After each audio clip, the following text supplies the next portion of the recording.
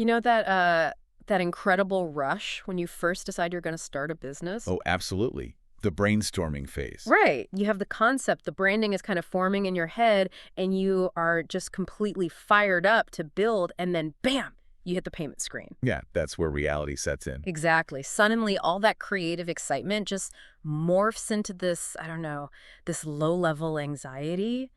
You're hovering over the start trial button, waiting for the track to snap shut, feeling like you're stepping onto a minefield made entirely of, like, subscription checkboxes. It had a very specific type of modern dread. I mean, you were sitting there wondering if you just agreed to hand over your firstborn child in the fine print. Right, yeah. We've all been there. You want to test the waters, but you definitely don't want to wake up in 3 days to a devastating credit card charge that you just didn't see coming.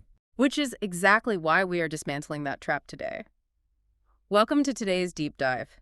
We are getting straight under the hood of e-commerce trial billing, specifically looking at a highly practical source document from July 22, 2026. It's called Shopify Trial Billing Traps. What gets charged when? A very necessary document, honestly. For sure. The mission for this deep dive is simple. We want to demystify the mechanics of this stuff and equip you with the exact knowledge you need to test business ideas safely. No falling into surprise charge traps. Because nobody wants that. No. And look, whether you are exploring a side hustle, maybe advising a friend, or you just want to understand how massive tech platforms design their billing funnels, mastering these mechanics is just essential sauce literacy at this point. Yeah, it's about knowing how the machinery operates before you turn the key. Yeah. Because, when you look at the underlying architecture of these systems, there are no malicious tricks happening. Right, it's not a scam. Exactly. It's not a scam. Yeah. What we are dealing with are incredibly strict, uncompromising, automated mechanics. I mean, code doesn't have empathy. It just ruthlessly enforces deadlines. So true. But when you understand the rules of that code, you hold all the leverage.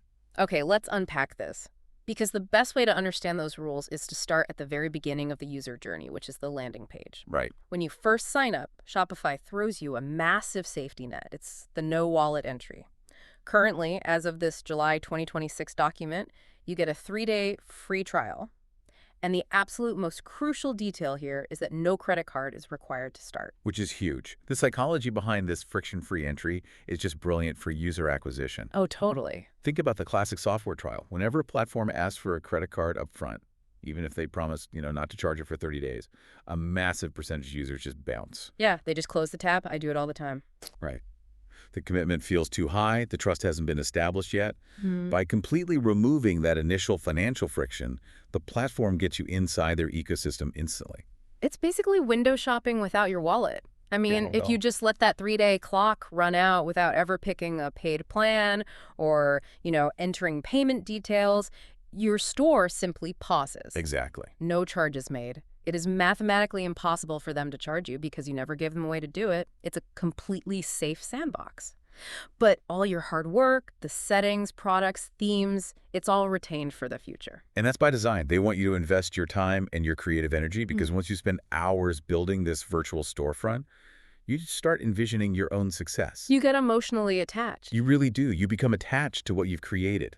The true test of your attention, however, begins the moment you decide you want to test a premium feature. Or actually launch. Right. And that requires a credit card. The moment those 16 digits are entered, the sandbox environment disappears. The real clock starts ticking.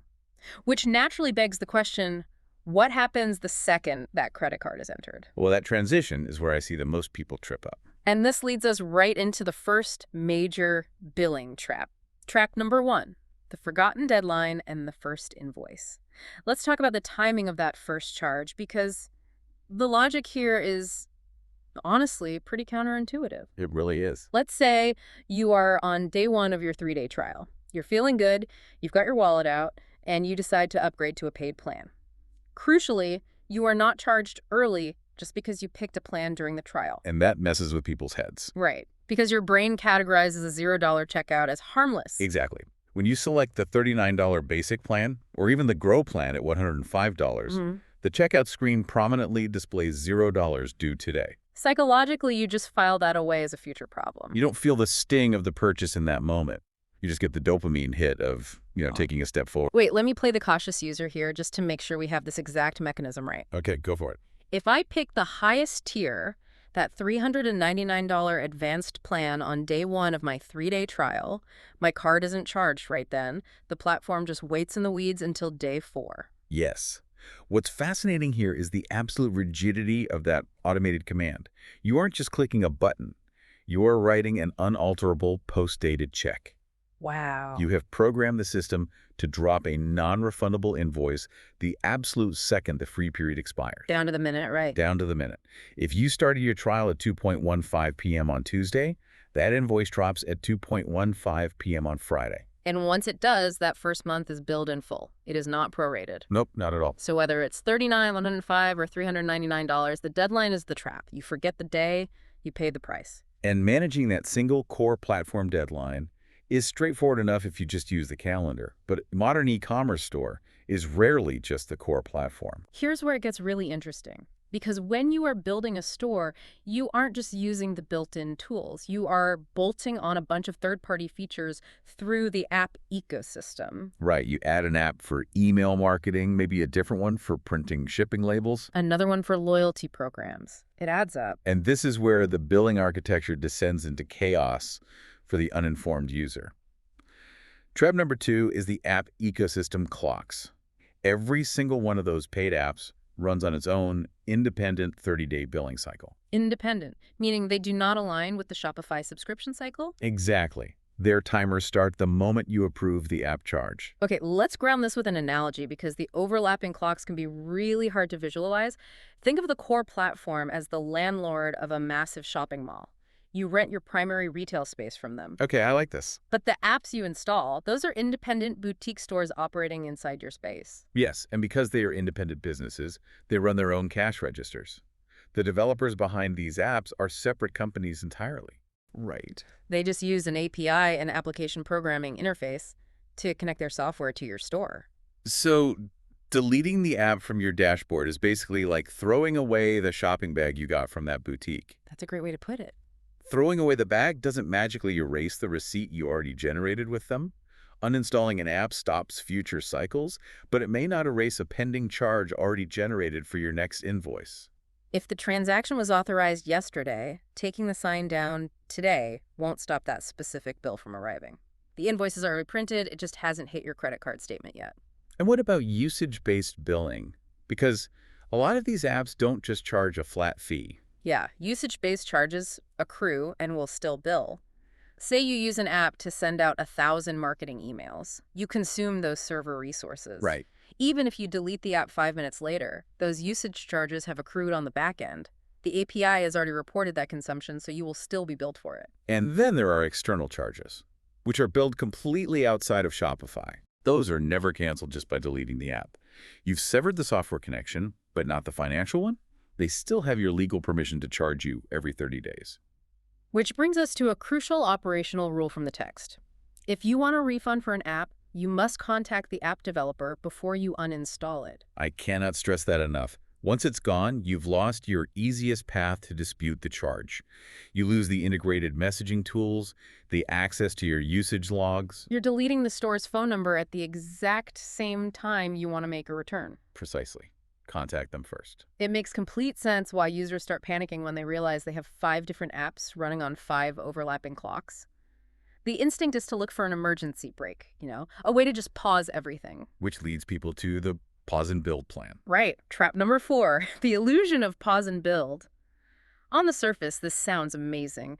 It runs your store at a reduced cost, deactivates the checkout, but leaves the back end open. It looks like an escape hatch, but the pause button isn't what it appears to be.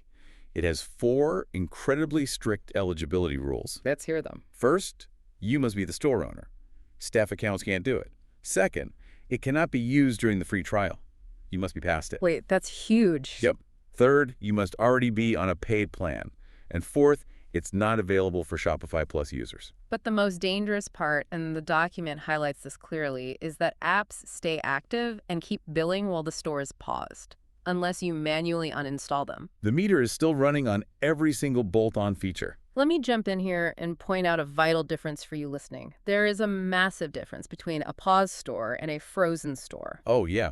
Very different things. Pausing is a voluntary choice. Freezing is the result of missed payments.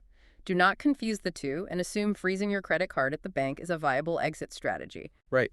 If we connect this to the bigger picture, Pause and Build is not an extended free trial for beginners who are overwhelmed. Right. It is a retention tool designed for established paying businesses that are maybe taking a seasonal break. Like a Halloween store in February. Exactly. You pause the heavy server load, but keep your SEO rankings. But if you try to use a credit card freeze as an exit strategy during your trial, you just create a massive administrative mess. You're getting your car repossessed instead of putting it in storage. Perfect analogy. So, if pausing isn't a valid escape hatch during the trial, how exactly do you pull the plug and get out cleanly? Let's break down the realities of leaving, starting with downgrading mid-cycle. Okay, downgrading. A lot of people think, I'll just buy the expensive tier, try it out, and downgrade on day 15 to get half my cash back. That's a total myth, right? Complete myth. When you downgrade mid-cycle, this gives you account credit toward future invoices. It does not give you a cash refund to your bank account. So what does this all mean? It means trying to downgrade to get cash back is pointless. You're only getting store credit. Exactly. The platform happily accepts your cash, but they only issue digital IOUs in return. Okay, what if you just want to cancel?